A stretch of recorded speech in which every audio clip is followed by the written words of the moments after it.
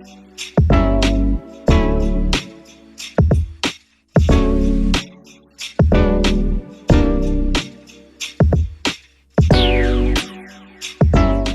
guys, welcome back to Real Estate War Stories. I'm your host Felicia, aka your favorite home agent, and today I have with me my friend Dimitri. Dimitri, thank you so much for coming on.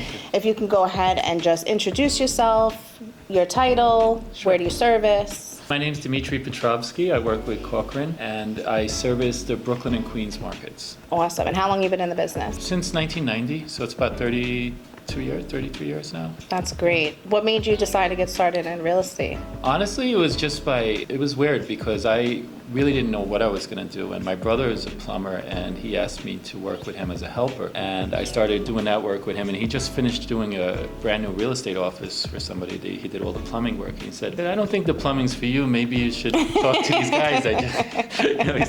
He said, maybe you might be a good fit for working with them. And I went there and I was very shy. I didn't know the first thing about real estate or how to sales or anything. I just started watching videos, training classes, and it took a couple of years, but things started progressing, and here I am. Never looked back. No. 30 years later. Yeah. So you probably have a ton of war stories. There's quite a few, yeah. So then I'm just going to let you go ahead and take the mic and just, what is your real estate war story? I think I do a lot of work in Brooklyn, and I come across a lot of vacant properties. So the problem with the vacant properties, especially in the boroughs, is there's always people looking for opportunities to break into homes. And there's a few instances where it happened where we had somebody come into a property. There was one on Willoughby Avenue, I remember, in Bushwick. The guy who owned the house, it was a distressed property. It needed a lot of work. He left me all his paperwork. He said he's going down to Florida because his job relocated him. He said, just handle everything, and once you have the buyer, I'll come back up and we'll sign whatever paperwork.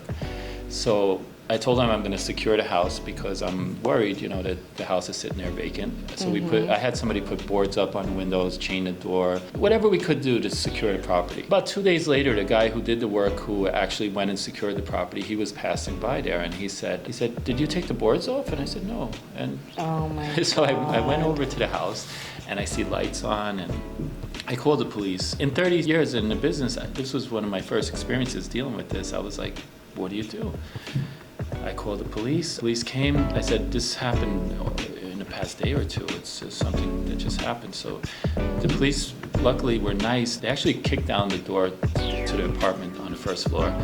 And the guy that was in there, he started running to the back of the house. And then he couldn't get out of the house, so he came back and he confronted the police. And they asked him, what are you doing here? And he said, well, I live here. I rent here. Mm-hmm. And the cops said, well, why would you be running from us if you're actually renting here? And he said, well, I got scared when the door got kicked in. So they said, well, you have any paperwork to show us? Now, mind, there's no functioning bathrooms. There's no running water in the house. There was just the electric was on. And he started showing the police some lease where it didn't even have a name on it, no address on it. And the sergeant from the precinct showed up, and he said, just lock him up for trespassing, because obviously this guy just broke into the house. As the guy was leaving in handcuffs, he's telling me, he's like, why would you do that to me? We could have worked something out. Oh my God. I should have offered him some money to leave or something. Oh, so he's been through that before. Yeah, and there's a lot of these professional squatters. They look for opportunities. So we had one on Gates Avenue, I remember, in Bed-Stuy. This guy was a little more sophisticated. He actually had a lease and everything. So when we called the police, the same exact scenario, the house was boarded and he broke into the house, but he was from the area. I've seen him around before when I was looking at the property. And he had a lease, and he had utility bills that he put in his name, and he had mail at the property. Once you have mail coming to the property for 30 days or more, the police You're a really resident. can't do anything. Technically. Yeah, so the police were like, I'm sorry, but you're going to have to go through the court system. And a victim. Yeah, so he broke into the house, but he still has rights. Oh my God. Yeah, and we ended up, it was an investor purchasing the property, and he found that it would probably be easier just to give him some money just to leave rather than to go through the whole court process, because as you know, New York City court systems could be, we had to go that route. And the last one was very interesting. It was in Fort Greene, actually. It was on Lafayette Avenue. And this was an estate property. It was vacant for a number of years. And all the siblings were out of state, and they gave me the keys to the property, and we had agreed on putting the property up for sale. So one day I'm going there to show it to an investor, and It's probably creepy too. and I see this guy outside, and he's actually repairing the home. Oh wow. He's painting and he's gardening and he's got like all this stuff going on. I'm like, what are you doing? And at first I said maybe he's doing something for the owners, and then he's doing like painting and he was doing gardening. And at first I thought maybe it's somebody the owner sent, but I said that doesn't make sense because one guy's in California and one's in Florida. I don't think they're really going to do that. So I asked him, and he said, oh, I live here. I've been living here for years. And I said, no, you don't. You don't live here. He probably has been living there for years. No, because the house was vacant. One of the owners that was in town, when they gave me the keys, he went by the property and there was nobody there. So the moral of the story, I guess, this guy, he ended up leaving on his own. Oh, good. I think he knew the family and he just saw an opportunity to crash there. But I've learned when I have vacant listings, a couple of things that I really make sure of is that, one, I don't advertise it as vacant, because you're putting an address out there and you're putting information out there that people can know, okay, there's a vacant house on this street. So I'll put something like can be delivered vacant if the buyer is looking for that, but I won't actually advertise that. And if I do have vacant properties, I'll make it a point that every day or two I'll pass by and just make sure everything is still good there, because things could change so quickly in those scenarios, and before you know it, somebody moves in, and if they, even preemptively, if they know they're going to break into that home, they could start getting mail there.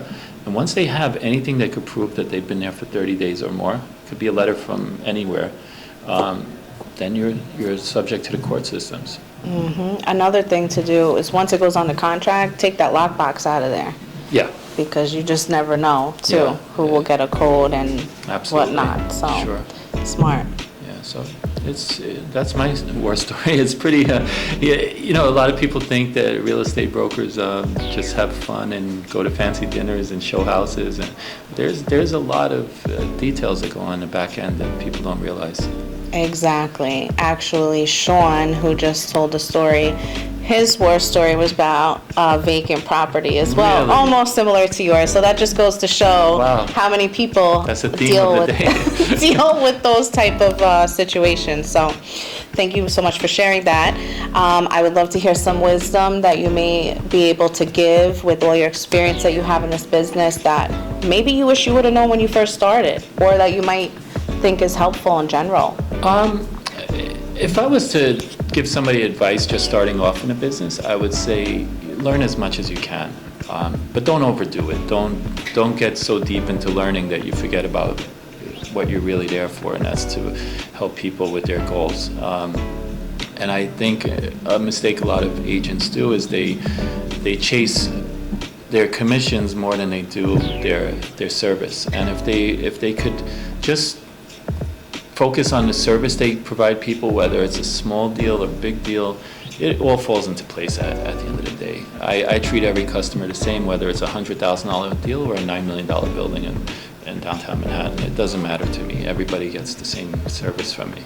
That's great, and I love that. Yeah, that's important. It's really important. And it shows.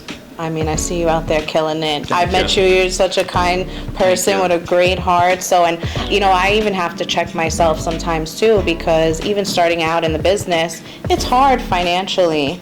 And when you need that commission and it's like, I need, it's like, wait, no, this is not about me. Mm-hmm. It's about what the client needs. And we just have to constantly remind ourselves that.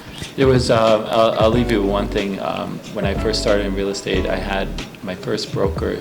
I credit him for a lot of things that I've learned, because he was a true, I wouldn't like to say just salesman, but he just understood human nature. And he said the best thing you could do in the real estate business is learn to be quiet and listen to what people are saying, because sometimes we as salespeople, we think we have to talk and we have to just sell.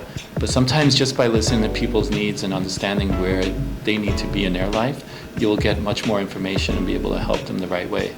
So I think that's a great life lesson in general. Yeah. You know, Yeah, it just really we is. need to be better listeners Absolutely. and not to respond because we feel like we need to respond. Sometimes we just need to listen. So that's Yeah. great. So I'm going to leave it on that note. If our followers want to reach you, if you want to go ahead and leave your handle on Instagram or... Sure. So my Instagram handle is Dimitri Real Estate Broker, Cochrane, the Cochrane Group at 245 Bedford Avenue in Williamsburg.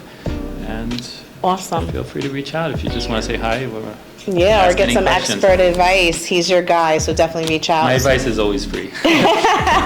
So thank you so much for Of sharing. course. I Thank appreciate it. Guys, thank you so much for listening. Please don't forget to like and subscribe. I am Felicia, your favorite home agent, and I will see you guys on the next one.